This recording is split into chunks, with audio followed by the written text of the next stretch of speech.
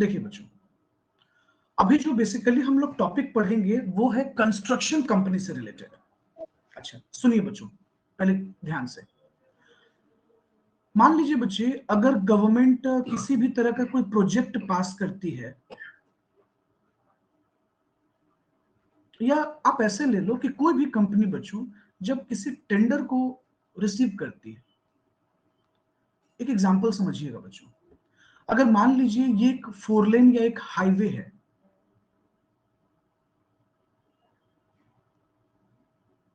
और आपकी कंपनी ने इस हाईवे के कंस्ट्रक्शन का एक टेंडर लिया है, प्रोजेक्ट लिया है।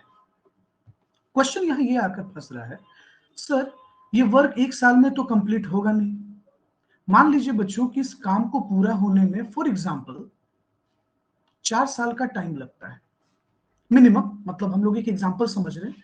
मान लो बच्चों 4 साल का समय लगता है। सवाल ये खड़ा हुआ बच्चों कि अगर इस प्रोजेक्ट को पूरा करने में 4 साल का समय लगता है, तो इस कंपनी के जो इन्वेस्टर होंगे बच्चों, क्या वो 4 साल तक वेट करेंगे कि कंपनी 4 साल में क्या कमाई, क्या लॉस हुआ, क्या प्रॉफिट हुआ? बताओ बच्चों, ये 4 अलग अलग ईयर है, थोड़ा समझिएगा बच्चों। First year, second year, third year और फोर्थ ईयर। बच्चों आप बताओ, क्या 4 साल तक कोई वेट करेगा?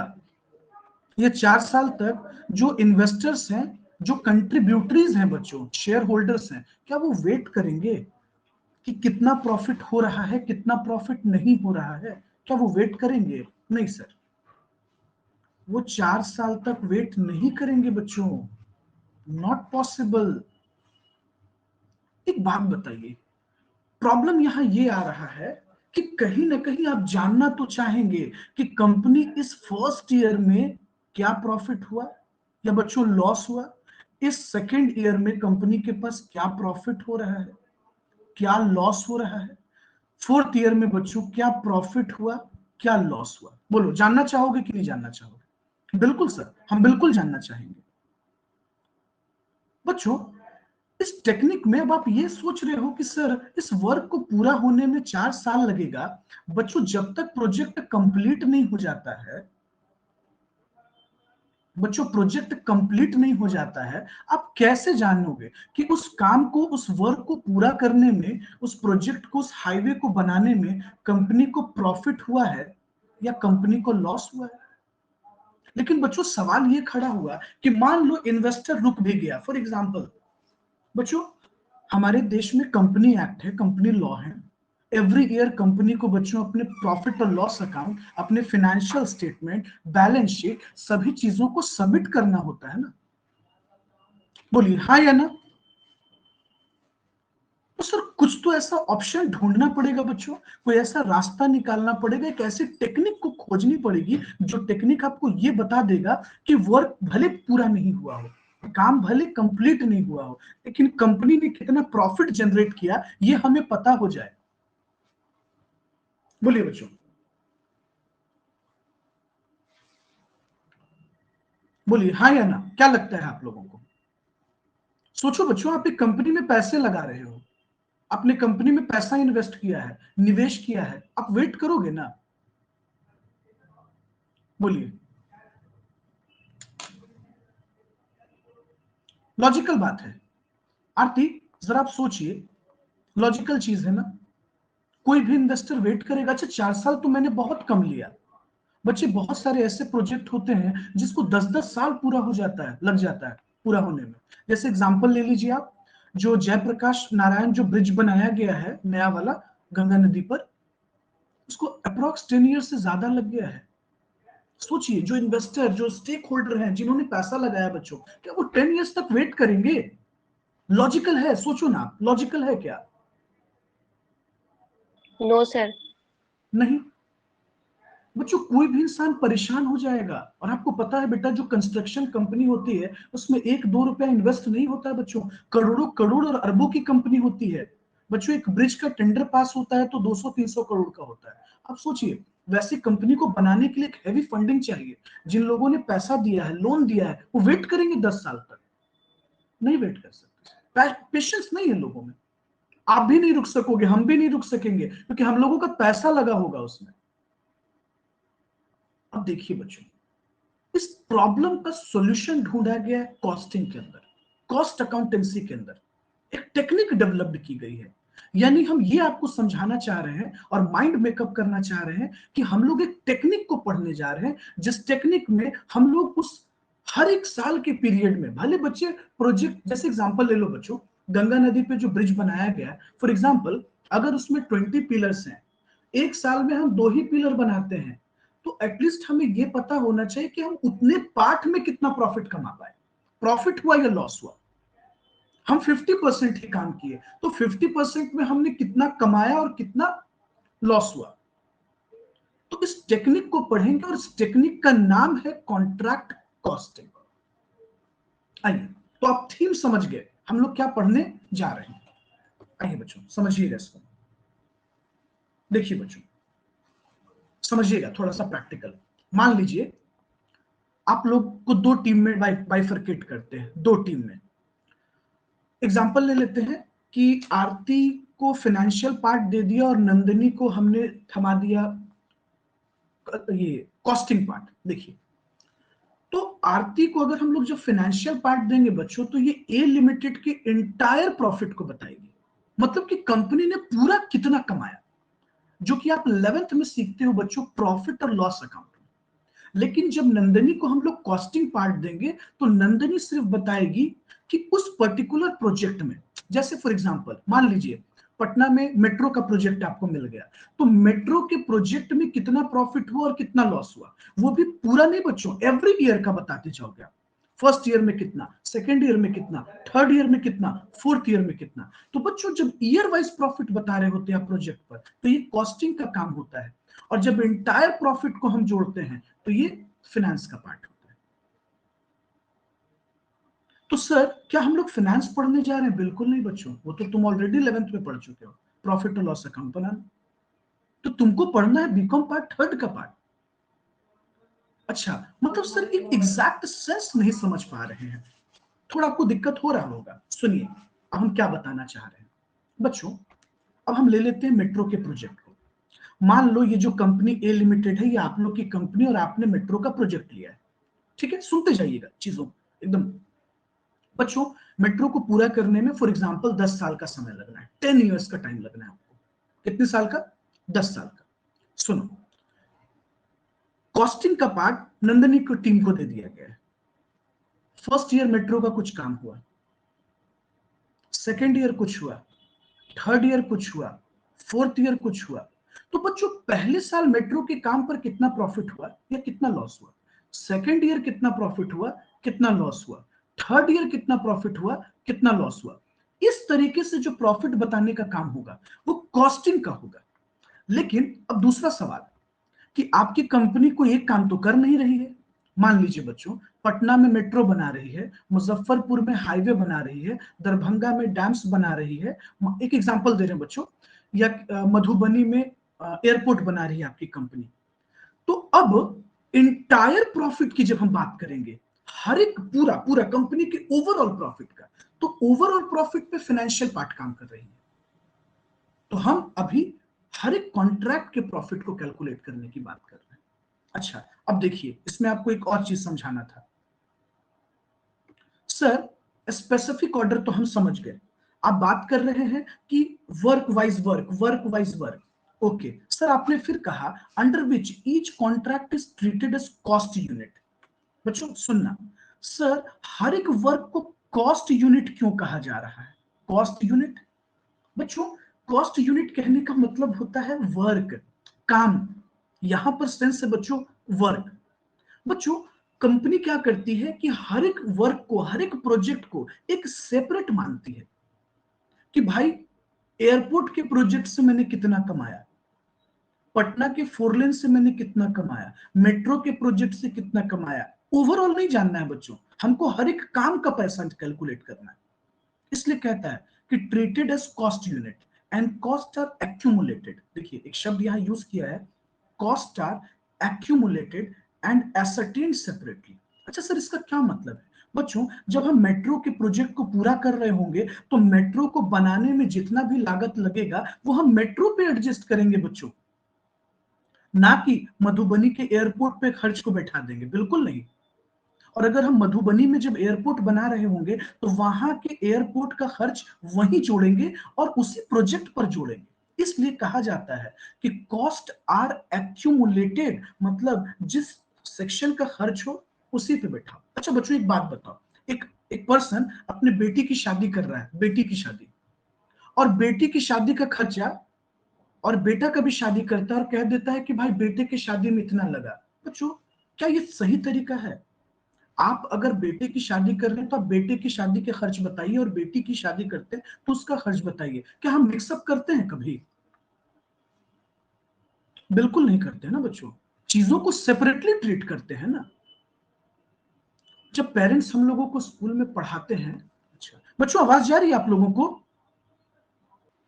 देखिए हम थोड़ा आपका हेल्प कर देते हैं। कॉस्टिंग का मतलब होता है टेक्निक। चलिए, टेक्निक, वे, तरीका, एजेंडा, समझ लीजिए, हथियार, जो भी कह लीजिए, मतलब किसी भी तरीके, हम बोलते हैं ना यार किसी तरीके से इसको निकाल दो, किसी तरीके से प्रॉब्लम सॉल्व कर दो, तो टेक्निक, कॉस्टिंग का मतलब होता है टेक्निक। अब कैसा टेक्निक? जहां हम कॉस्ट को कैलकुलेट कर सकें। चलिए हम थोड़ा हेल्प कर दिए आपका, आगे आप बताइए क्या समझिए आप।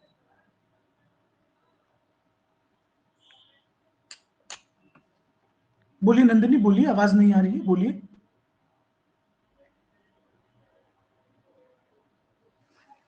सर समझ नहीं आया सर। समझ नहीं आया? ओके, ओके नो सुनिए, सर। देखिए समझिएगा। एग्जाम्पल, मान लीजिए नंदिनी, सब लोग ध्यान से सुनना बच्चों, प्रॉब्लम बाकी बच्चों को भी होगा। मान लीजिए कंस्ट्रक्शन की हम बात कर रहे हैं, मेट्रो के प्रोजेक्ट की बात कर रहे हैं, और आपको कह रहे हैं कि आप हमको कॉस्ट बताइए, कितना प्रॉफिट लगा, कितना फायदा हुआ, कितना नुकसान हुआ। एक बात बताइए, ये तो बहुत हटकर है ना। कंस्ट्रक्शन का काम देखिए, अभी तक जो आप प्रॉफिट और लॉस सीखे वो तो यहाँ तो टोटली डिफरेंट चीज आपको देखना है। जैसे एग्जांपल, जब बहुत ठंड पड़ता है तो वर्क कम हो जाता है, जब बरसात होती है वहां प्रोजेक्ट रुक जाता है, कितना हमने लेबर खर्च किया, कितना टेक्नोलॉजी लगा बच्चों, टेक्नोलॉजीज पे हम कितना खर्च कर रहे होते हैं। या घर बनाते हैं बच्चों, कितना मैंने ब्रिक्स पे खर्च किया, कितना सीमेंट पे खर्च किया, कितना लेबर पे खर्च किया। एक बात बताइए, इससे पहले जब भी आपने 11th में प्रॉफिट और लॉस अकाउंट पढ़ा या सीखा, वहां ऐसे कुछ भी टर्म्स पढ़ा आपने? नहीं पढ़ा। ये टोटली अलग था, टोटली अलग था ना। अब जो आप पढ़ रहे हो वो कंस्ट्रक्शन से रिलेटेड पढ़ रहे हो। अब आपको हर एक चीज को बारीकी से समझना होगा। एक एग्जांपल आपको देते हैं, मान लीजिए आपकी कंपनी हाईवे बना रही है। आपको भी पता है कि हर साल बरसात होगा, बरसात जब आती है पानी सीवियर बरसता है, रेनफॉल होता है, तो उस समय काम नहीं किया जा सकता, काम को रोकना पड़ता है, वर्क को होल्ड पर डालना पड़ता है। तो बताइए कि आप अपने लेबर को पेमेंट नहीं दे रही होंगी, आप अपने एम्प्लॉयज को सैलरी नहीं दे रही होंगी? बिल्कुल दे रही होंगी। तो इन सब चीजों को आपको दिमाग में लेकर चलना होगा ना। या मान लीजिए आप नहीं भी चलिएगा तो ये जो कॉन्ट्रैक्ट कॉस्टिंग मेथड है ये तो आपको बता देगा। दूसरा, आप हर एक वर्क को सेपरेटली कैलकुलेट कीजिएगा ना। समझिए, हर एक वर्क को हम सेपरेटली कैलकुलेट करेंगे ना। मान लीजिए अगर हम पटना में किसी काम को कर रहे हैं, जैसे आप मेट्रो बना रही है, एक एग्जांपल लीजिए आपकी नंदिनी, आपकी एक कंपनी है, परितोष सुनना बच्चे, सब लोग ध्यान से सुनना। आपकी एक कंपनी है जो पटना में मेट्रो के प्रोजेक्ट को पूरा कर रही है, और आपकी ही कंपनी मधुबनी में भी एयरपोर्ट बना रही है। इसको पहले प्रैक्टिकली समझिए। क्या हम दोनों को एक साथ देखेंगे, पटना को भी और मधुबनी को भी? No sir. बिल्कुल नहीं ना। अगर मान लीजिए हम पढ़े लिखे नहीं हैं और हम आपसे नॉन टेक्निकली बात करें तो आप हमको क्या जवाब दीजिएगा कि देखिए सर, जब हम पटना का टेंडर लेते हैं, पटना के काम को पूरा करते हैं, तो हम मेट्रो का अलग कैलकुलेट करना चाहेंगे कि मेट्रो को बनाने में, आप कंपनी के एंगल से सोचना, मेट्रो के प्रोजेक्ट को पूरा करने में हमने कितना लेबर पे खर्च किया, कितना रॉ मटेरियल पे खर्च किया, कितना एक्सपेंसेस लगाया, टेक्नोलॉजीज जो मंगाई बाहर से, तो उस पे हमने कितना खर्च किया। तो मेट्रो का तो आप अलग कैलकुलेट करोगे ना कि कितना खर्च लगा, कितना पैसा आया कॉन्ट्रैक्टर से, उसको सेपरेट कैलकुलेट करोगे। और यही चीज जब आप चले जाओगे मधुबनी का एयरपोर्ट का कॉस्टिंग निकालोगे फॉर एग्जांपल, तो वो आप सेपरेटली कैलकुलेट करोगे कि वहां कितना इनकम हो रहा है, वहां कितना मैंने लेबर पे खर्च किया, हमको कितने से कॉन्ट्रैक्ट से पैसा आया, सेपरेटली कैलकुलेट करोगी ना कि एक ही साथ कैलकुलेट करोगी। सेपरेटली।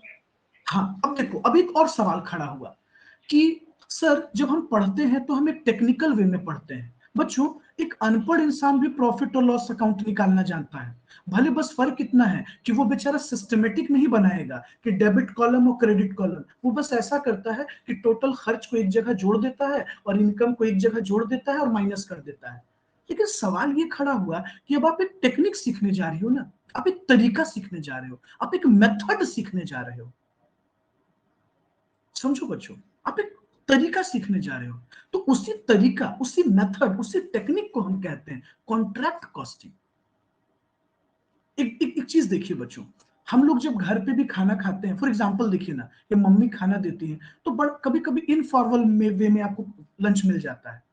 लेकिन आप देखिए, जब यही चीज हम रेस्टोरेंट में जाते हैं तो कितने फॉर्मल वे में आप आए, बैठे, आपको मेनू लाकर दिया गया, फूड क्या है भाई खाने का मेनू,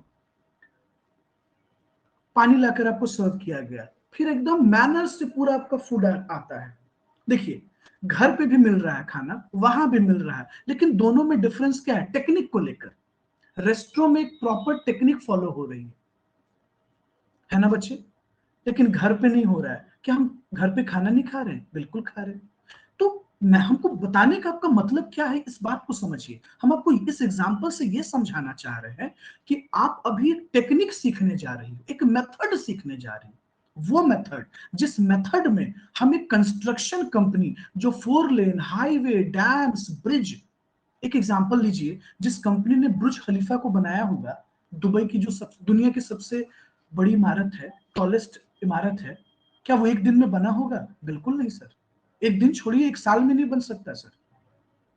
अब बताइए, जो कंस्ट्रक्शन की कंपनी उसको बना रही है, वहां जो इन्वेस्टर बैठे हैं बच्चों, जिस कंपनी ने शेयर्स में पैसा लगाया है, डिबेंचर्स में पैसा लगाया है, बैंक ने पैसा लगाया है, वो नहीं जानना चाहेगी कि तुम कितना प्रॉफिट हर साल कमा रहे हो। बताओ, तुम अगर बुर्ज खलीफा को बनाने में फॉर एग्जांपल 10 साल का समय लग जाता है, तो 10 साल तक हम मुंह देखेंगे क्या? अरे भाई, क्या प्रॉफिट आने वाला है और क्या लॉस आने वाला है, आप सोचिए तो। क्या आरती हम लोग वेट करेंगे 10 साल?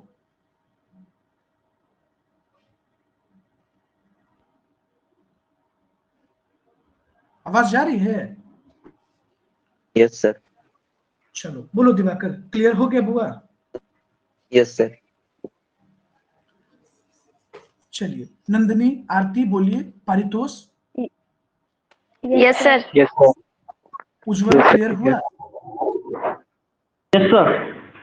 ओके, जया,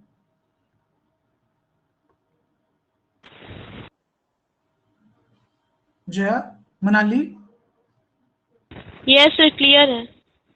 मनुप्रिया, दीक्षा, भावना, उमा बोलिए। Yes sir. Okay okay.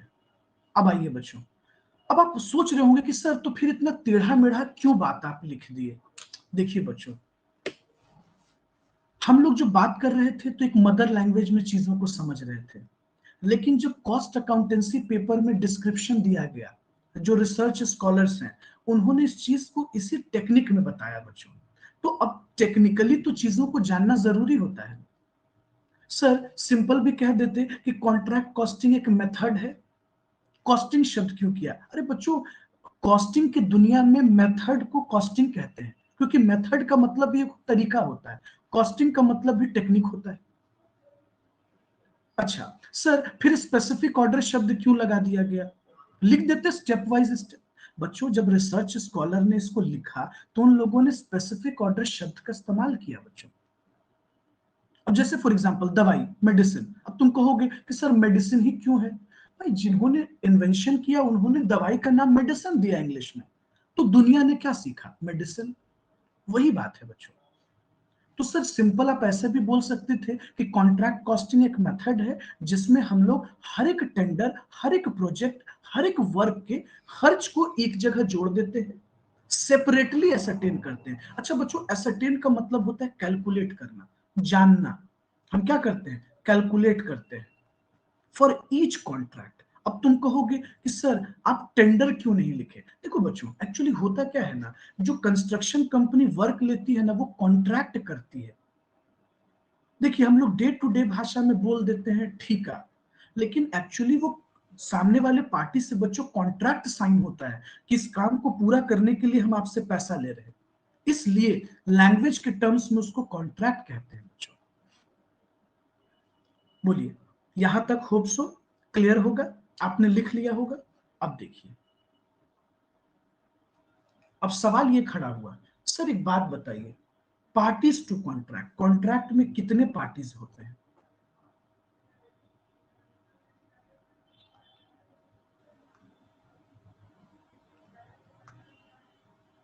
Parties to contract sir, अगर डे टू डे भाषा में बोले तो हम लोग जानते हैं ठेकेदार, लेकिन बच्चों हम लोग ऐसे नहीं बोल सकते ना, नॉन टेक्निकल लैंग्वेज में बात नहीं कर सकते।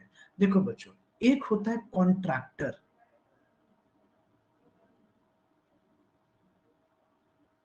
और एक होता है कॉन्ट्रैक्टी। तो एक हो गया बच्चों हमारा कॉन्ट्रैक्टर, दूसरा बच्चों हो गया कॉन्ट्रैक्टी। अच्छा, कॉन्ट्रैक्टर कौन है? कॉन्ट्रैक्टर किसको कहेंगे बच्चों और कॉन्ट्रैक्टी किसको कहेंगे? सिंपल बच्चों, the person who undertakes the contract, ठेकेदार, बंदा जो काम ले रहा है, और पर्सन जो काम असाइन कर रहा है वो कॉन्ट्रैक्टी है। तो हम कह सकते हैं बच्चों कि कॉन्ट्रैक्टर कौन है? The person who undertakes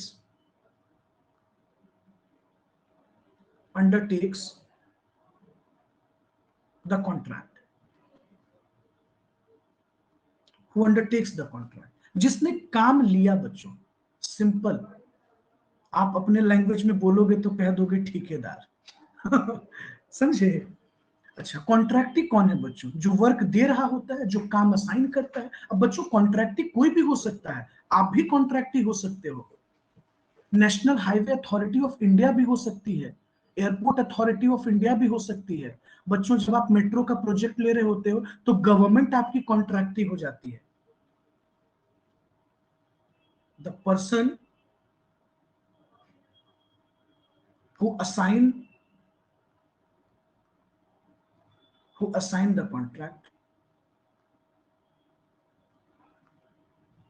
simple, the person who assigned the contract। अब बोलो बच्चों, इसमें कहां कुछ टेक्निकल लगा आपको कि भाई कॉन्ट्रैक्ट में कितने लोग होंगे? तो दो पार्टी होते हैं, one is contractor, another is contractee. Contractor कौन है? जो वर्क को, प्रोजेक्ट को पूरा कर रहा है, काम को पूरा कर रहा है।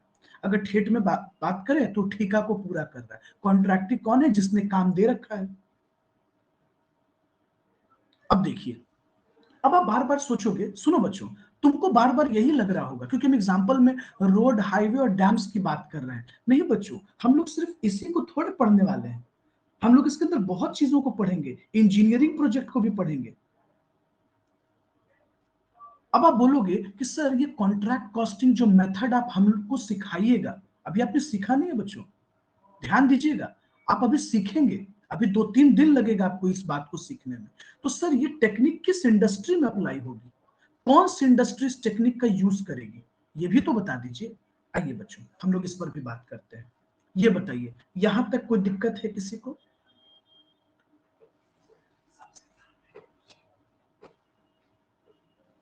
आरती, यहां तक कोई दिक्कत है? क्लियर हुआ आपको?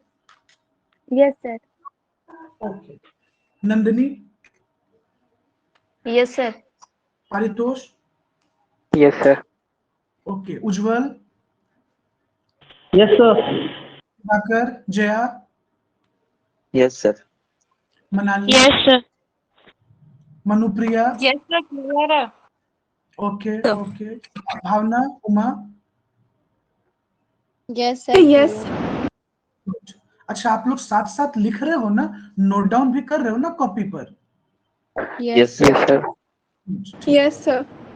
क्योंकि पता है बाद में ना फिर आदमी नहीं लिख पाता है। बाद में क्या होता है कि फिर आप छोड़ते चले जाते हैं चीजों को, तो छोड़िए नहीं, मेरे साथ साथ चलिए। अब देखिए, अब आपके मन में ये क्वेश्चन क्रिएट होगा कि सर एक बात बताइए, ये जो टेक्निक हम लोग अभी सीखेंगे, जिसको हमको सीखने में समय लगेगा, ये हम किसके लिए सीखने जा रहे हैं? बच्चों, अगर आप कभी कंस्ट्रक्शन कंपनी ज्वाइन करते हो अकाउंट सेक्शन में, बच्चों अगर कभी आप ब्रिज बनाने वाली कंपनी या कॉन्ट्रैक्ट कंस्ट्रक्शन वर्क लेने वाली कंपनी, या बच्चों कभी आप इंजीनियरिंग प्रोजेक्ट की कंपनी को ज्वाइन करोगे ना, तो ये सब कंपनीज आपको काम करती है। अब मान लो बच्चों, वहां तुम क्या कहोगे कि सर मैंने तो पढ़ा ही नहीं था अकाउंट सेक्शन में, क्लास चल रहा था तो हम छोड़ दे रहे थे। वहां हम नहीं ना बोल सकते हैं बच्चों ये बात। फिर वहां क्या बोलिएगा कि सर पढ़ा दीजिए फिर से, अकाउंट बनाना है, नहीं बोल सकते हैं। आइए देखिए बच्चों, अब क्वेश्चन ये क्रिएट हुआ, इन विच इंडस्ट्रीज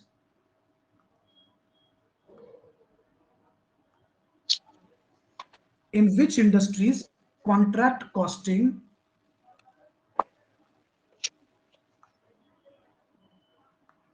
कॉस्टिंग अप्लाइड? बताओ तो दिवाकर, कहां कहां अप्लाई होना चाहिए तुम्हारे हिसाब से?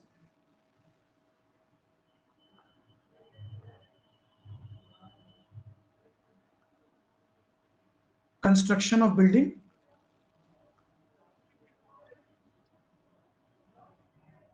बच्चों एक एग्जांपल लेते हैं। कभी अगर आप डीएलएफ जैसी कंपनी ज्वाइन कर लीजिएगा और ये धड़ल्ले से बच्चों करोड़ों करोड़ का प्रोजेक्ट बनाती है, और आप बीकॉम के स्टूडेंट हो, जाहिर सी बात है आपको अगर जॉब भी मिलेगा तो अकाउंट सेक्शन का जॉब मिलेगा। बताइए वहां क्या कीजिएगा? फिर काम तो करना पड़ेगा ना, ये तो नहीं कहेंगे कि सर हम नहीं करेंगे। तो कंस्ट्रक्शन ऑफ बिल्डिंग्स, तो एक डीएलएफ हम एक एग्जांपल दिए बच्चों, ऐसी लाखों और हजारों कंपनी है दुनिया में। सर अगर कोई कंपनी कंस्ट्रक्शन ऑफ रोड में इन्वॉल्व है, हाँ एक बात आपको और बताते हैं बच्चों, बिल्डिंग बनाने की कंपनी की जो एक्सपर्टीज होती है वो अलग होता है, और जो रोड और हाईवे और डैम्स बनाने की जो कंपनी होती है, इनके एक्सपर्टीज अलग होते हैं बच्चों। बहुत रेयर केस में देखा गया है बच्चों कि सेम कंपनी बिल्डिंग और सोसाइटी भी बनाती हो, और वही कंपनी फोर लेन और हाईवे भी बनाती हो। जैसे बच्चे डीएलएफ सोसाइटी और बिल्डिंग बनाती है बच्चों, स्टेडियम बनाती है, डीएलएफ को आप रोड और हाईवे बनाते हुए नहीं देखेंगे।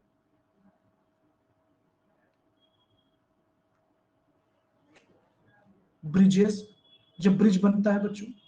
अच्छा सर, और कंस्ट्रक्शन ऑफ बच्चों, कंस्ट्रक्शन ऑफ इंजीनियरिंग प्रोजेक्ट,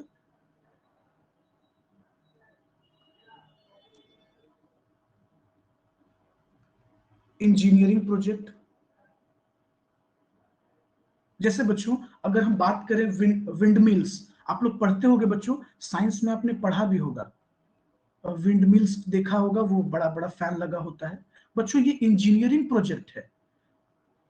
बच्चों ये वही कंपनी असेंबल कर सकती है गवर्नमेंट के लिए जिसके पास एक्सपर्टीज हो इस चीज को लेकर, इस काम को लेकर, तो ये सब इंजीनियरिंग प्रोजेक्ट में आ जाता है बच्चों। एक जापान की कंपनी है बच्चों जो गवर्नमेंट ऑफ इंडिया के लिए विंडमिल प्रोजेक्ट को पूरा करती है, विंडमिल्स लगाने का काम करती है, तो इंजीनियरिंग प्रोजेक्ट। जैसे बच्चों अगर हम डैम्स की बात करें, तो नॉर्मल कंपनी बच्चों डैम्स नहीं डिजाइन कर सकती है और बना सकती है। अगर आप किसी नॉर्मल कंपनी को दे दीजिएगा ना तो तबाही रखा हुआ है, कभी उसकी मिस्टेक से डैम टूटा तो अगल बगल के कितने गांव खिलौने की तरह बह जाएंगे। तो स्पेशलाइज्ड लोगों को दिया जाता है बच्चों। ओके, तो इसका मतलब सर आप ये कहना चाह रहे हैं कि अगर फ्यूचर में हम लोग इस तरह की कंपनी में जाते हैं, कभी अकाउंट सेक्शन में ज्वाइनिंग होती है, तो इन सब कंपनियां फॉलो करती हैं। चलिए बच्चों नोट डाउन कीजिए, इसको नोट डाउन कीजिए।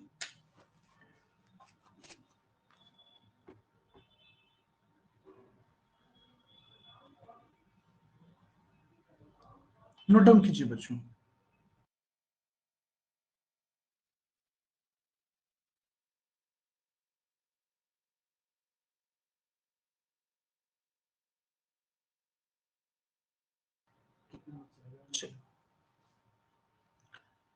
चलिए बच्चों,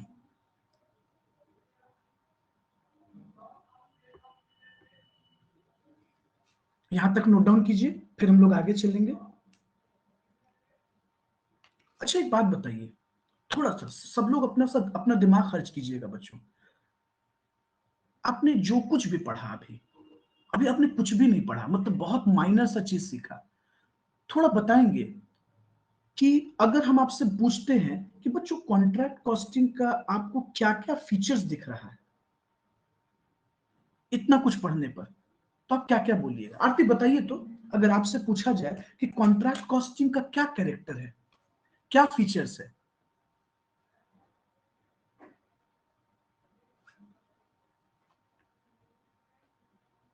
उमा बोले बेटा, थोड़ा सा आप बता दें।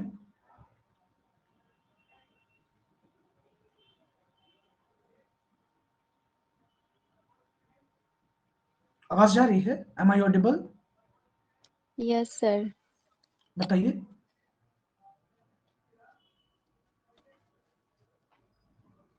अच्छा, हम बताते हैं, थोड़ा सा आप देखिएगा। देखिए इसमें कुछ भी नहीं था, आप थोड़ा सा ध्यान देते ना। लीजिए वापस से हम इस पॉइंट को ला देते हैं कॉन्ट्रैक्ट कॉस्टिंग के बारे में। देखिए इससे क्या क्या फीचर्स दिख रहा होगा, अगर आप ध्यान देने की कोशिश कीजिएगा। आप कह सकते थे each contract is treated as cost unit. हर एक अलग अलग कॉन्ट्रैक्ट को हम एक कॉस्ट यूनिट मानते हैं। मतलब ये जानना चाहते हैं कि उस काम से हम कितना कमा रहे हैं, कितना प्रॉफिट हो रहा है, कितना लॉस हो रहा है। आप ये कह सकते थे, आप ये कह सकते थे कि कॉन्ट्रैक्ट कॉस्टिंग में हम सारे एक्सपेंसेस को कलेक्ट करते हैं, जोड़ते हैं, हिसाब लगाते हैं। आप ये कह सकते थे कि कॉन्ट्रैक्ट अकाउंट एक सेपरेट अकाउंट बनाया जाता है। सिंपल। हम आगे इस पे और भी आपसे बात करेंगे, अभी थोड़ा सा बस माइंड मेकअप कर रहे थे। चलिए आइए अब हम इसको थोड़ा लिख कर बताते हैं, तब आपको समझने में आसान होगा थोड़ा सा। फिर हम फीचर्स भी बताएंगे आपको। देखिए बच्चों, आइए बच्चों, कभी भी आपसे अगर कोई पूछता है कि जो कंस्ट्रक्शन कंपनी है या कंस्ट्रक्शन अकाउंट जो है, मतलब जो कॉन्ट्रैक्ट कॉस्टिंग है जो आप अभी पढ़ रहे हो, इसका क्या एक बेसिक फीचर्स है?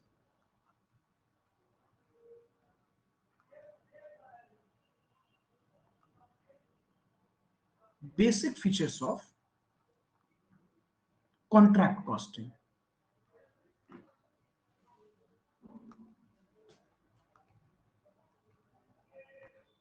देखो बच्चों, ध्यान से सब लोग सुनना। अच्छा, क्या हम लोग कह सकते थे कि हर एक वर्क को, हर एक प्रोजेक्ट को एक सेपरेट यूनिट मान लिया जाता है? देखिए हम लोग क्या बोल सकते थे बच्चों, ईच कॉन्ट्रैक्ट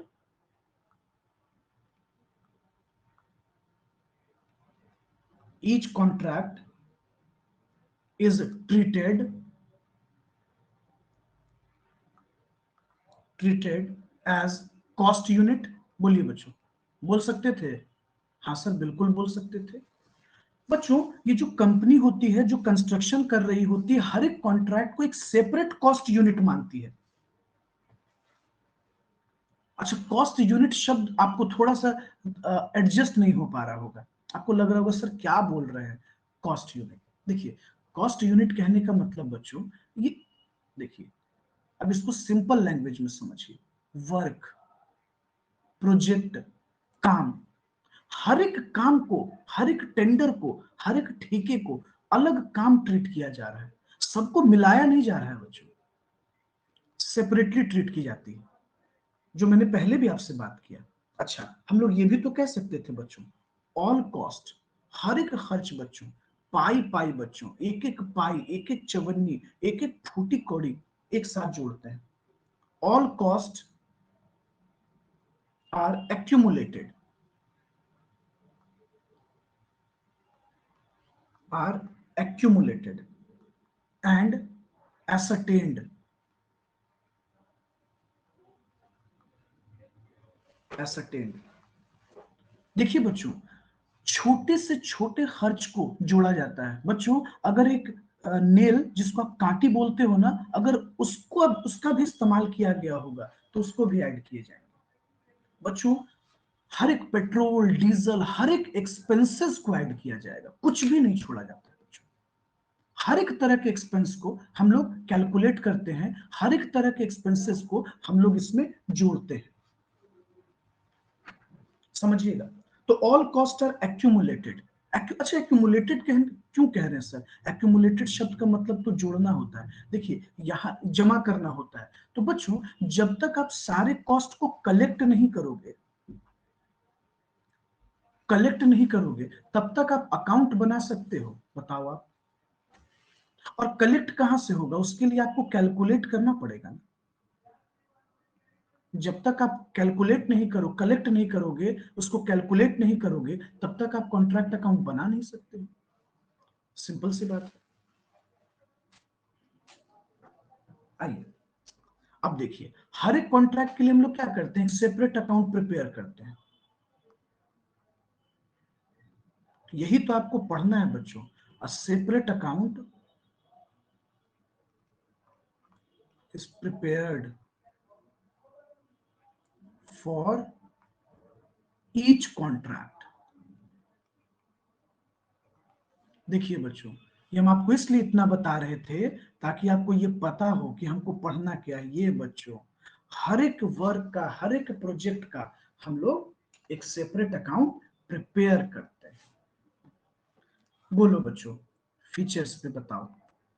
बताइए नंदिनी, अगर कभी आपसे कोई फीचर्स पूछता है तो क्या आप कैपेबल हैं ये 3 फीचर्स बताने के लिए? अभी हम लोग और भी फीचर्स है जो कि हम लोग बाकी आगे डिस्कस करेंगे, बता सकती हैं? क्या हम लोग ऐसा कह सकते हैं कि कॉन्ट्रैक्ट कॉस्टिंग के अंदर हर एक वर्क, हर एक प्रोजेक्ट का एक सेपरेट अकाउंट बनता है?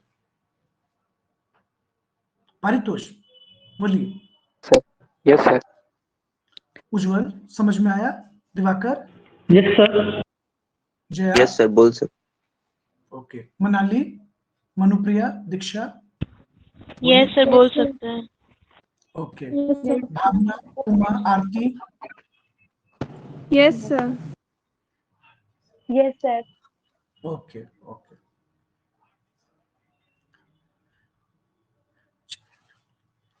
तो सिंपल बच्चों, यानी कि सर हर एक, अब देखिए सुनो बच्चों, अब तुमको कभी भी बच्चों जब फ्यूचर में किसी को भी अगर जॉब देती है तो कंपनी एक साथ आपको हर एक जगह का काम तो नहीं ना देगी। एग्जाम्पल बच्चों, जब पटना में मेट्रो का प्रोजेक्ट बन रहा होगा तो मेट्रो की जो टीम आएगी उस कंपनी के लिए, वो एक सेपरेट अकाउंट प्रिपेयर करेगी। अच्छा सर, उसके लिए तो हमको हर एक तरह के छोटे से छोटे खर्च को जोड़ना होगा। सर हर एक तरह के डीजल में एक्सपेंस हुआ, पेट्रोल में एक्सपेंस हुआ, लेबर पे हुआ बच्चों, उनके फूडिंग पे हुआ, उनके चाय पानी स्नैक्स, हर एक खर्च बच्चों, छोटे से छोटे एक्सपेंस को आपको रिकॉर्ड करना होता है बच्चों।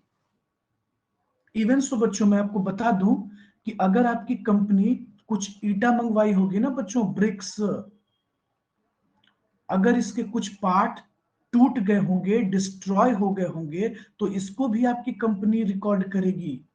मतलब कंपनी तो नहीं लिखती, इंप्लॉइज रिकॉर्ड करते हैं। मतलब कॉस्टिंग की जो टीम होती है बच्चों, अगर बच्चों कुछ सीमेंट सेट कर जाता है और वेस्ट हो जाता है तो इसको भी रिकॉर्ड करती है। मतलब बच्चों वो हर एक चीज जो बर्बाद हुआ, लॉस हुआ, वेस्ट हुआ, जो इस्तेमाल हुआ, हर एक चीज को बच्चों कलेक्ट किया जाएगा। हर एक चीज को बच्चों प्रॉपर डॉक्यूमेंटेशन की जाती है, कैलकुलेट की जाती है बच्चों। चाहे वो लॉस नॉर्मल लॉस हो या अब नॉर्मल लॉस हो, अब नॉर्मल वेस्टेज हो या नॉर्मल वेस्टेज हो, हर एक चीज को जोड़ा जाता है बच्चों, कुछ भी नहीं छोड़ा जा सकता। समझे? आई बात समझ में? अगर बच्चे 2 बैग सीमेंट अगर सेट कर जाएगा ना कंपनी का, बर्बाद हो जाएगा, वो भी बच्चों बुक्स ऑफ अकाउंट्स में रिकॉर्ड किया जाता है। इससे ये पता चलता है कि इंप्लॉइज काम कर रहे हैं या टाइम पास कर रहे हैं। लिखिए बच्चों, बेसिक फीचर्स नोट डाउन कर लीजिए। तो तीनों फीचर्स को आप नोट डाउन कीजिए। तो पहले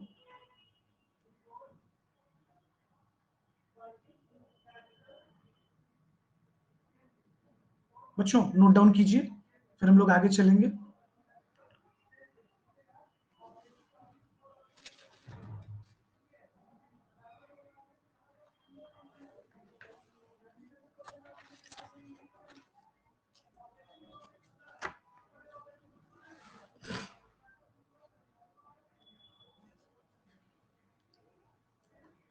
सब नोट डाउन कर लिए? नंदनी लिखा आपने?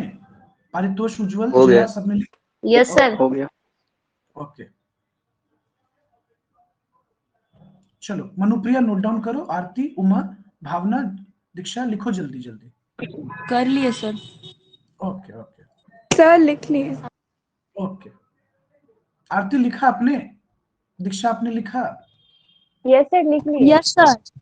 ओके, अब बच्चों 1 मिनट के लिए इमेजिन कीजिए, सुनिएगा, देखिएगा। मतलब एक सपना है, बट ये फालतू का सपना पे हम बात कर रहे हैं। ये हुआ गांधी मैदान, ठीक है? आप लोगों की एक कंपनी है, तोड़फोड़ कंस्ट्रक्शन कंपनी, ठीक है? नहीं छोड़िए, थोड़ा सुनने में बुरा लग रहा है। ABC लिमिटेड, आप लोगों की कंस्ट्रक्शन कंपनी, आप लोगों की कंपनी है, ध्यान से सुनिएगा। हमने आपको कहा कि गांधी मैदान में पूरा सोसाइटी बनाना है, गांधी मैदान मेरा है, मतलब मान लीजिएगा, जैसे बेफजूल बात है लेकिन मान लीजिए आपको बनाना है सोसाइटी। सुनिएगा बच्चों, बच्चों आपको भी पता है कि दिन पर दिन हमारे देश में महंगाई बढ़ रही है।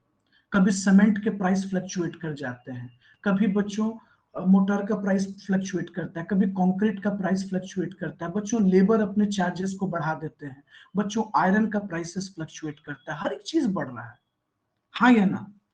तो तुम हमसे एक कंडीशन रख दिए, कंडीशन रखे कि सर एक बात बताइए, गांधी मैदान में इतना सारा प्रोजेक्ट बनाना है, इस प्रोजेक्ट को मिनिमम पूरा करने में 10 इयर्स का समय लगेगा।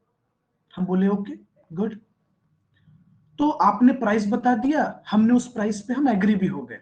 लेकिन एक यहाँ सिचुएशन क्या फंस रहा है, प्रॉब्लम क्या फंस रहा है, सुनिएगा बच्चों, इन्फ्लेशन, महंगाई, इन्फ्लेशन। आप मेरे सामने एक शर्त रख रहे हो, वो ये रख रहे हो कि सर एक बात बताइए, आज आप जिस जिस प्राइस पर एग्रीमेंट साइन कर रहे हैं, क्या सर 5 साल बाद ब्रिक्स का प्राइस, सीमेंट का प्राइस, आयरन का प्राइस, या सर फिर अगर हम बात करते हैं लेबर चार्जेस, सर क्या ये सेम रहेगा? हम बोले बिल्कुल नहीं, जाहिर सी बात है बढ़ेगा। तो तुम मेरे सामने एक शर्त रखते हो कि सर सुनिए, तो उस हिसाब से आपको भी तो अगर एक सर्टेन प्राइस से ज्यादा बढ़ता है तो आपको भी तो टेंडर का प्राइस बढ़ाना होगा। हम बोले हाँ जी, बढ़ाना होगा। बच्चों इस पूरे सिचुएशन को हम कहते हैं एस्केलेशन क्लॉज, एस्केलेशन क्लॉज। अच्छा बच्चों देखो, ये तो तुम तब बोलोगे ना जब तुम बहुत तजुर्बे वाले इंसान हो, मतलब तुमको कितने काम में लॉस हो चुका है। लेकिन एक इमेजिन करो, तुम लोग सब लोग मिलकर, तुम सभी लोग मिलकर एक नया नया कंपनी बनाए। मान लो कि नंदनी, पारितोष, उज्जवल, दिवाकर, तुम लोग सभी लोग, सब जितने 11 लोग हो, मनु, प्रिया, आरती, सब मिलकर डिसाइड किए कि चलो एक कंपनी बनाते हैं। अब तुम लोग को कोई तजुर्बा नहीं था, हम बोल दिए हाँ ठीक है हम काम देंगे। अब तुम लोग रेडी हो गए और मेरे काम में हाथ लगा दिए। एक बात बताओ बच्चों, एक सबसे बड़ा प्रॉब्लम तुम ये झेलोगे कि जब महंगाई बढ़ेगी तो तुमको कहीं ना कहीं एक हैवी लॉस होगा। अच्छा सर, तो इसका मतलब आप ये सिखाना चाह रहे हैं कि कॉन्ट्रैक्ट दो तरीके का हुआ? बिल्कुल बच्चों, एक कॉन्ट्रैक्ट ऐसा होता है जिसमें फिक्स्ड कॉस्ट प्राइस लेते हैं। आइए अब हम इस पे थोड़ा सा चर्चा करें ताकि आप समझ पाओ। देखो बच्चों, अगर कभी भी आपसे कोई पूछता है कि कॉन्ट्रैक्ट कितने तरह का होता है,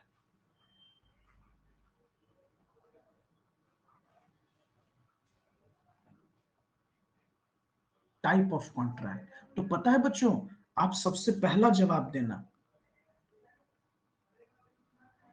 fixed contract price, fixed contract price. अब तुम लोग बोलोगे सर हम लोग नहीं समझे।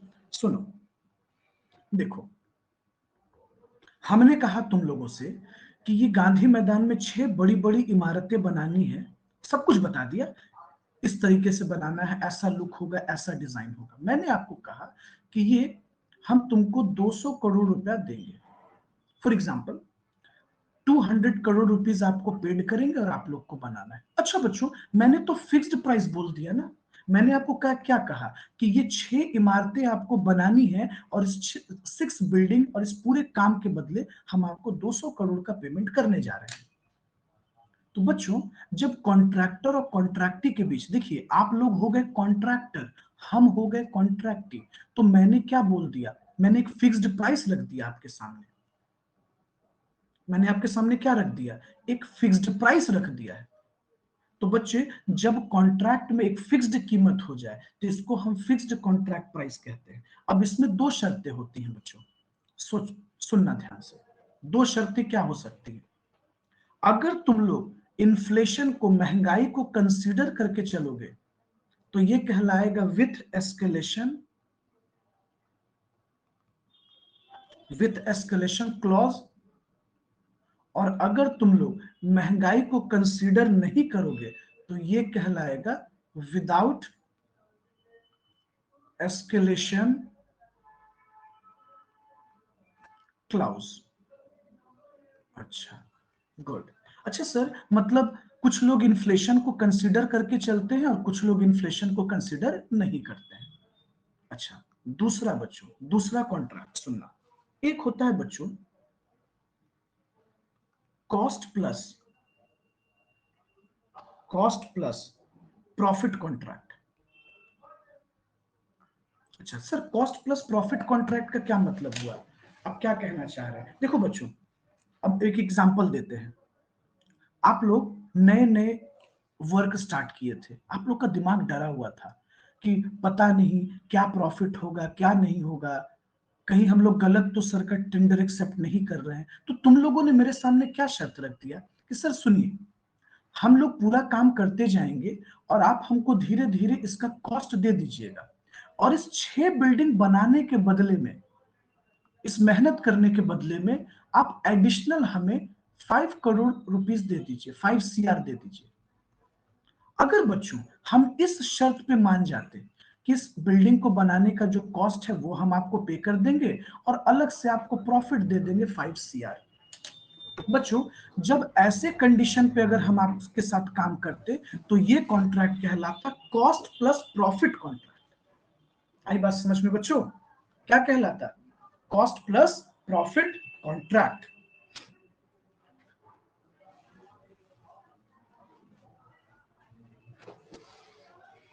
बोलो,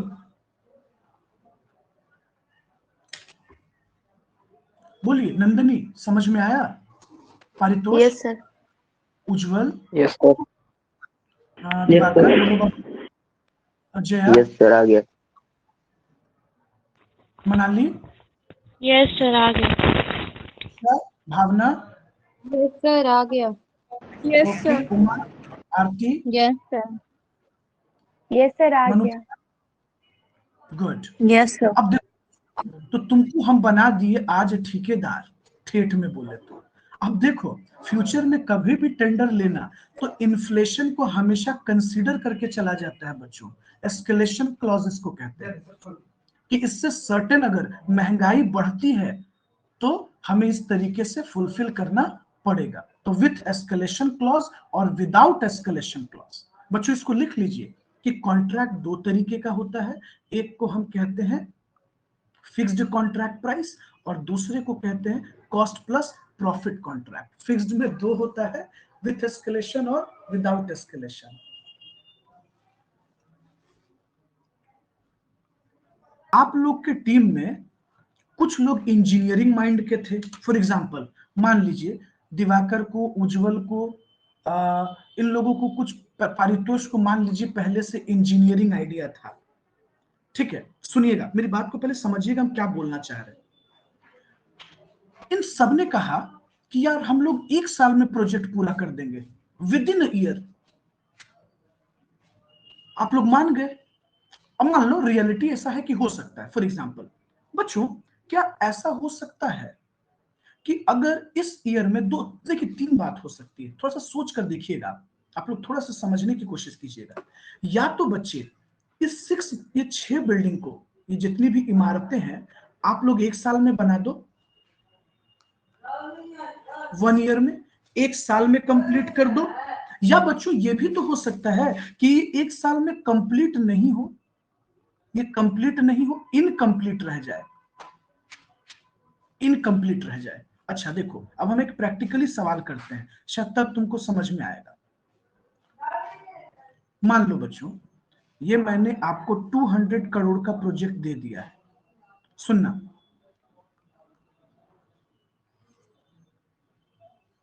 नंदनी थोड़ा जवाब देना मेरा। Nandini yes sir. सुनना, ध्यान से मेरे क्वेश्चन को सुनना। बच्चों तुम लोग भी सुनना, ये जवाब सही दे रही है या गलत दे रही है। मान लो तुमने, तुम्हारी पूरी टीम ने, मान लो इस पूरे कंपनी तुम लीड कर रही थी, 1 साल के अंदर तुमने पूरा प्रोजेक्ट कंप्लीट कर दिया है, पूरा प्रोजेक्ट कंप्लीट कर दिया। और 1 साल के अंदर जब तुम पूरा पूरा कर दोगी काम, तो तुमको भी कोई दिक्कत नहीं होगा प्रॉफिट लॉस कैलकुलेट करने में। बोलो हाँ या ना। No sir. गुड, आराम से कैलकुलेट कर सकती हो। हाँ सर। एक बात बताओ, तो ऐसे सिचुएशन में तो तुम बहुत आसानी से सारे खर्च को एक तरफ रखोगी। जैसे एग्जांपल देखिए, मान लो इस काम को पूरा करने का 200 CR लग रहा है, मतलब हमने तुमको ये टेंडर दिया, एग्जांपल समझो, हमने तुमको टेंडर दिया। अब तुम्हारी कंपनी में 150 CR जो है ये एक्सपेंस लगा है, कॉस्ट लगा है। तो आप बहुत आसानी से जान सकती हैं कि 50 CR आपके कंपनी का प्रॉफिट रहा। बोलिए हाँ या ना। Yes sir. बच्चों तुम लोग सब लोग एग्री हो क्या नंदनी सही कह रही है?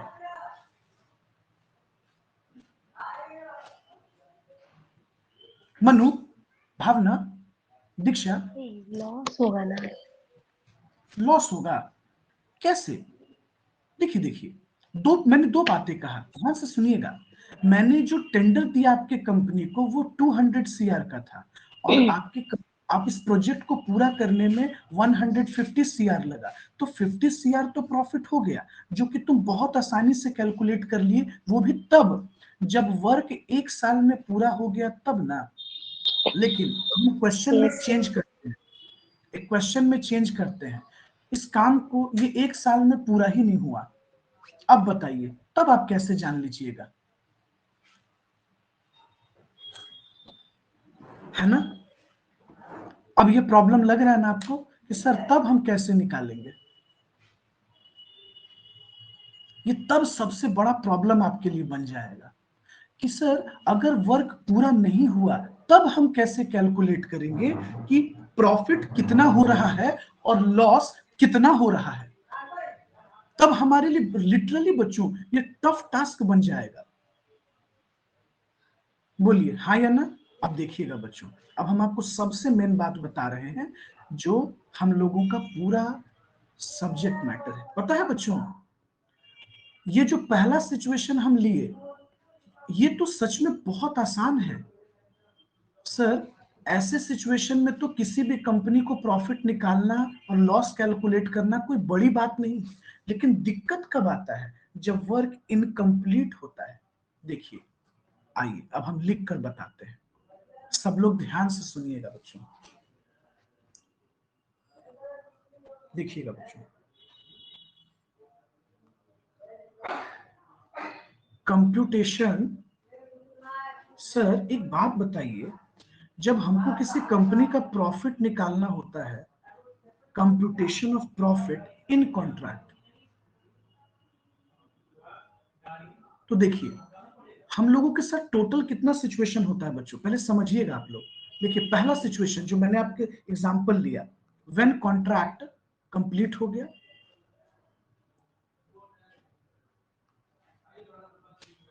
When contract is completed. बच्चों जब आप कॉन्ट्रैक्ट को तुरंत कंप्लीट कर देते हो तब तो आपको कोई प्रॉब्लम नहीं होता है, व्हेन कॉन्ट्रैक्ट इज कंप्लीटेड। लेकिन बच्चों प्रॉब्लम तब होगा व्हेन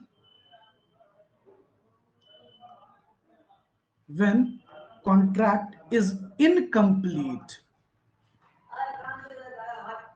समझो ना बच्चों, एग्जाम्पल लो, आपको देखिए, आपको पता है ना कि अगर हम बात करते हैं कंपनी लॉ के अकॉर्डिंगली या कंपनी एक्ट के अकॉर्डिंगली बच्चों, तो हम लोगों को एवरी ईयर प्रॉफिट जानना होता है कि नहीं? बोलिए बच्चों, बोलिए। नंदनी, पारितोष, उज्जवल, दिवाकर, बताइए इस बात को। जया, मनाली, दीक्षा, क्या कंपनी लॉ नहीं कहता? आरती, बोलिए। भावना, कहता है ना? और मान Yes, sir. लीजिए Yes, यस sir. सर। आप लोग जब Sir. कंपनी एक्ट के लिए अपनी कंपनी को बनाए हो, तो आपकी कंपनी तो रजिस्टर्ड है, तो आपको तो सेबी को, security exchange board of India, और रजिस्ट्रार ऑफ कंपनी आरओसी को तो बताना होगा ना। लेकिन अब तुम्हारे मन में एक सवाल कर रहा है ये कि सर जो हम लोग को प्रोजेक्ट दिए थे वो तो बना ही नहीं है। देखिए बच्चों, आपके मन में जो सवाल खड़ा है ना, इस सवाल का जवाब आपको देगा AS7, अकाउंटिंग स्टैंडर्ड 7। यही आप जानोगे। सर क्या इसके कुछ रूल्स हैं? हाँ बच्चों, बिल्कुल इसके रूल्स हैं। अच्छा सर, तो मतलब आप क्या कहना चाह रहे हैं, कैसे नहीं कंप्लीट हुआ? हो सकता है बच्चों तुमने सिर्फ 25% काम पूरा किया हो। यह भी तो हो सकता है बच्चों तुमने सिर्फ 50% ही काम पूरा किया हो। ये भी तो हो सकता है बच्चों तुमने सिर्फ 75% ही काम पूरा किया हो। ये भी तो हो सकता है तुम सिर्फ 90% काम पूरा किए हो। ये भी तो हो सकता है बच्चों तुमने सिर्फ 95% ही काम पूरा किया हो। 100% तो नहीं ना पूरा किया। तो सर ऐसे सिचुएशन में कैसे प्रॉफिट कैलकुलेट होगा? क्या प्रॉफिट कैलकुलेट होगा? रूल्स क्या होंगे? क्या सर इसके रिगार्डिंग कोई रूल्स है? बिल्कुल बच्चों, बिल्कुल रूल्स है जो हम आपको बताएंगे, और इसी रूल्स पर पूरे सवाल सॉल्व होगा बच्चों, पूरा क्वेश्चन सॉल्व होगा। अच्छा सर, ऐसा भी तो हो सकता है कि काम मतलब कंप्लीट होने होने पर हो उस साल में। हाँ बिल्कुल। when contract is likely to be completed, मतलब बच्चों कि इस साल तुम पूरा तो नहीं कर पाए, लेकिन 99% काम कर लिए, 98% काम कर लिए, 99.5% प्रोजेक्ट पूरा कर दिए, या बच्चों 94% काम कर दिए। तो बच्चों ऐसे काम को तो हम यही मानेंगे ना कि कंप्लीट होने पर है, लगभग पूरा हो गया है। बोलिए बच्चों, आपकी कंपनी के साथ ये तीन परिस्थिति हो सकती है कि नहीं हो सकती? Yes, बताइए sir. भावना, एग्री हैं आप? Diwakar, Yes, sir. Manupriya, Aarti. Yes sir. अब बच्चों एक बात बताओ, मनाली, जया, दिवाकर, उज्जवल, पारितोष, नंदिनी, सब लोग सोचो, अगर आप किसी कंस्ट्रक्शन कंपनी में जॉब करते हो और उसका काम देखिए पूरा हो जाए तब तो तुरंत बता दोगे कितना प्रॉफिट कितना लॉस, लेकिन जब इनकम्प्लीट रह जाएगा उस केस में तुम क्या कैसे बना कर दोगे? सबसे बड़ा चैलेंज तो यही है ना, सबसे बड़ा चैलेंज तो यही पार्ट है बच्चों, ये पार्ट। और हम लोग के लिए भी यही पार्ट सीखना है। कंप्लीट वाला तो सबसे आसान है बच्चों, जितना टेंडर का प्राइस है और जितना कॉस्ट लगा माइनस कर दो, बता देंगे हम। प्रॉब्लम हम लोगों को इस पॉइंट पर होगा बच्चों, इस पॉइंट पर होगा। और तीसरा सिचुएशन है when contract is likely to be completed, मतलब कंप्लीट होने कगार पर है। चलिए, तो सर इसका तीनों अलग अलग रूल्स होगा। बिल्कुल बच्चों, ये अलग रूल्स है। अच्छा ये रूल्स कहां बताया गया पता है बच्चों आपको? AS7 में। AS7 यानी हम इनडायरेक्टली आपको AS7 ही बता रहे हैं अभी। चलिए इसको लिख लीजिए बच्चों, ये उतार लीजिए, computation of profit in contract, इसको उतारिए, फिर हम आपको रूल्स बताएंगे।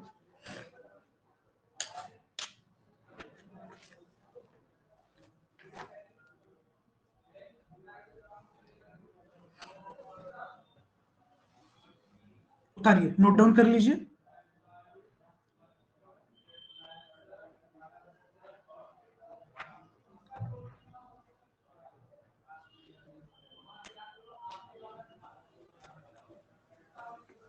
नोट डाउन कर लीजिए, फिर आगे चलेंगे।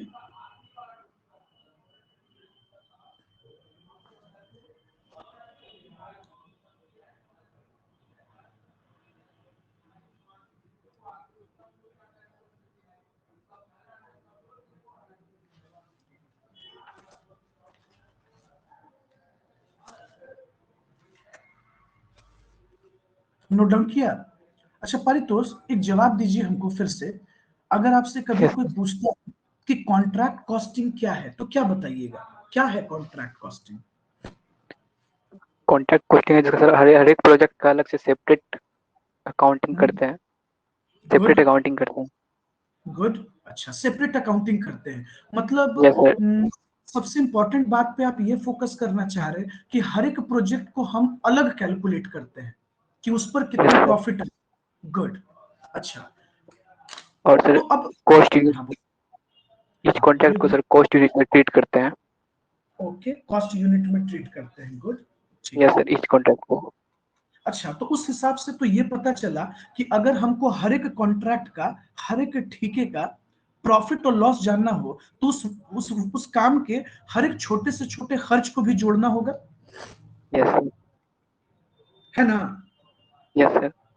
Very good. चलिए, ठीक है। ओके, अच्छा बताइए, parties to the contract, contract में कितने पार्टीज हैं? 2 पार्टी सर। टू एक पार्टीज हैं। कॉन्ट्रैक्टर है, एक कॉन्ट्रैक्टी एंड एक कॉन्ट्रैक्टर। एक कॉन्ट्रैक्टर है और एक कॉन्ट्रैक्टी है। कॉन्ट्रैक्टी ठीक है, है, यस सर। गुड। चलिए,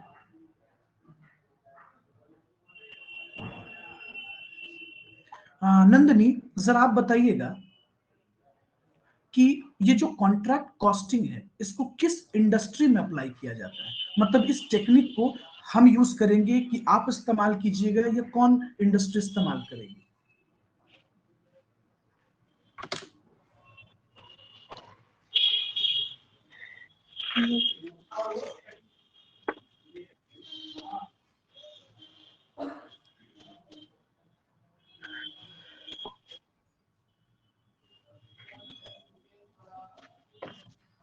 नंदनी सर एक बताइए। बार और बोलिए ना।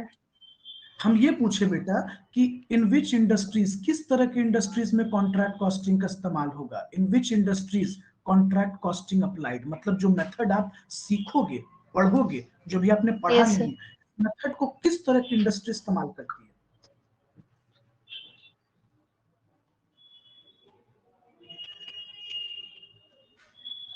सर ये construction of building, hmm, construction of road, bridge और इंजीनियरिंग प्रोजेक्ट। Very good. अच्छा, चलिए आरती, जरा आप बताइए बच्चे, अगर हम ये पूछते हैं आपसे कि कॉन्ट्रैक्ट कॉस्टिंग का बेसिक कैरेक्टर क्या होता है, बेसिक फीचर्स क्या होता है, मतलब अभी तक हम क्या समझे? इतना कुछ अभी तो बहुत कुछ बाकी है पढ़ना, लेकिन जो भी कुछ जाने उसके अकॉर्डिंगली, उस बेसिस पर क्या सीखे हम लोग? Sir, each contract is treated as cost unit. Good. अच्छा, क्या सेंस बन रहा है, मतलब आप क्या कहना चाह रही, जरा हमको ये समझाइए, क्या कहना चाह रही हैं?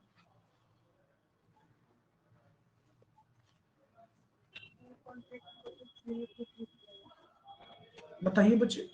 मतलब हर एक टेंडर को हम लोग को सेपरेट एक काम के रूप में देखना पड़ेगा ना?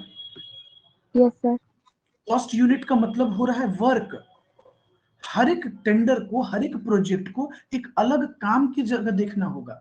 हम लोग इसको मिला, जैसे बच्चों जब हम लोग क्लास में पढ़ते थे, तो हम लोगों को कैसे 5 पेपर होता था स्कूल में, जैसे अभी भी आप पढ़ते हो तो बीकॉम में आपका कैसे 4 पेपर 5 पेपर होता है, तो हम लोग हर पेपर को अलग देखते हैं कि नहीं देखते हैं? टैक्स अलग है, मैनेजमेंट अलग है, मैथ्स अलग है। हम कहते हैं क्या कि बीकॉम में जा रहे हैं, बस हमारा एक पेपर है, सारे पेपर को हम अलग ट्रीट करते हैं ना? वैसे ही बच्चों कॉन्ट्रैक्ट कॉस्टिंग के अंदर हर एक प्रोजेक्ट को सेपरेट ट्रीट किया जाता है।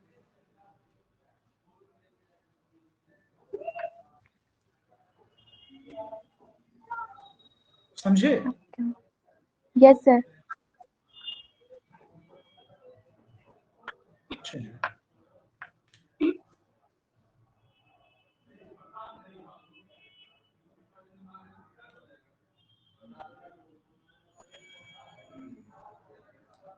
ओके, चलिए, तो हम लोग ये भी तो कह सकते थे कि ऑल कॉस्ट आर एक्यूमुलेटेड, हर तरह के खर्च को हम जोड़ते हैं, हिसाब कर कर रखते हैं, एंड एसरटेन, और हर तरह के खर्च को कैलकुलेट करते हैं। बच्चों जैसे मान लो अगर एक कंपनी में वेस्टेज भी होता होगा, तो क्या वो वेस्टेज बच्चों नॉर्मल नहीं हो सकता है? क्या वो वेस्टेज एबनॉर्मल नहीं हो सकता है?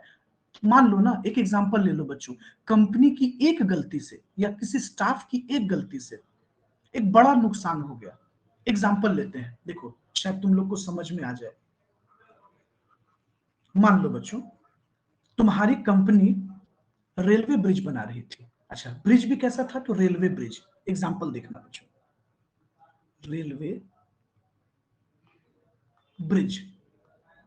बच्चों सब लोग ध्यान से सुनिएगा, आपकी कंपनी एक रेलवे ब्रिज डिजाइन कर रही थी, और आप जब रेलवे ब्रिज के मतलब जब रेलवे के कुछ अधिकारी आते हैं इसका सर्वे करने के लिए, ऑडिट करने के लिए, तो बच्चों इनको दो पिलर के बीच कनेक्टिविटी में एक जगह फॉल्ट दिख जाता है। सुनिएगा बच्चों, सुनिएगा, और वो अधिकारी कहते हैं कि इस पूरे सेक्शन को आप यहां से हटाइए और नया बनाकर लगाइए।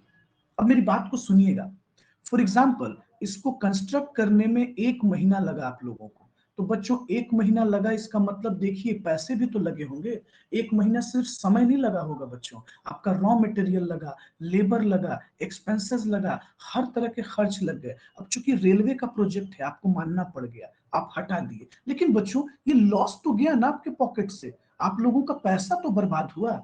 तो क्या आप इस नुकसान को, इस लॉस को नहीं लिखोगे अपने बुक्स ऑफ अकाउंट्स में? लिखोगे, तो कैसे लिखोगे? रिकॉर्ड ही नहीं करोगे, एक्यूमुलेट नहीं करोगे, एसरटेन नहीं करोगे, तो पता चलेगा, लिख पाओगे, गलत प्रॉफिट निकाल लोगे।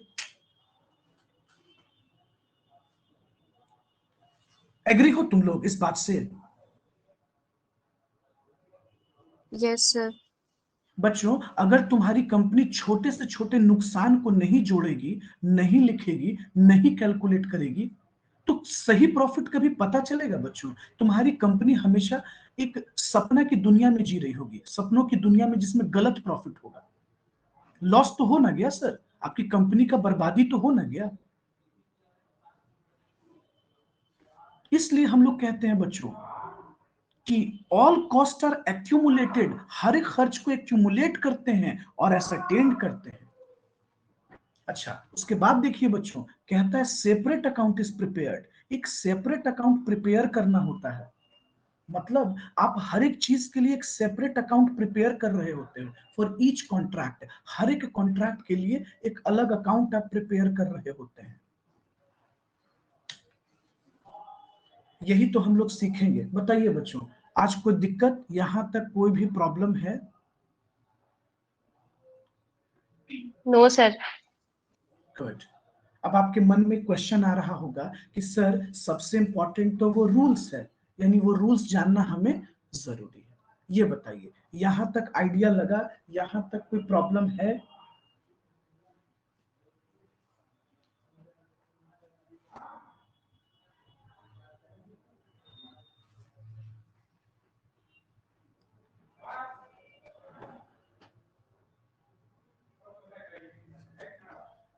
बच्चों यहां तक कोई प्रॉब्लम?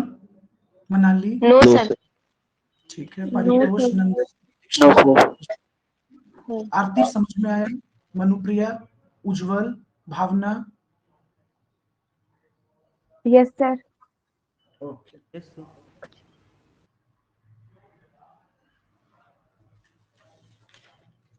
चलिए, तो रूल्स भी बता दे बच्चों, रूल्स जानना चाहिएगा।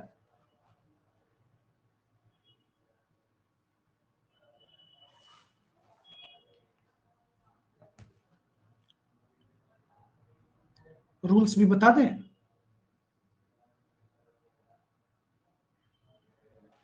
सर नो सर, कल अच्छा, कल बता देंगे, आज हेक्टिक हो जा रहा है, ठीक है, तो आज इतना रहने देते हैं। और देखिए कल एकदम से क्लास मत छोड़िएगा, मतलब मेरा जो अगला क्लास है परसों होगा ना, क्योंकि उसमें सबसे इंपॉर्टेंट पार्ट क्या है कि हम लोग रूल्स ही सीखेंगे बच्चों। सबसे इंपॉर्टेंट वही है, रूल्स। रूल्स आपको पता होगा ना, तो आप ऑटोमेटिकली क्वेश्चन हम लोग को बनाना बहुत आसान हो जाएगा। ओके, हम ऐसे रूल्स का आपको अभी नोट्स भी भेज देंगे, आप ऐसे हम क्लास में भी बताएंगे, और अगर आप चाहो तो नोट डाउन करके भी रखना तो आसान रहेगा। ओके, चलो बच्चों, यस सर। ओके, चलो, thank you everyone. Thank you sir.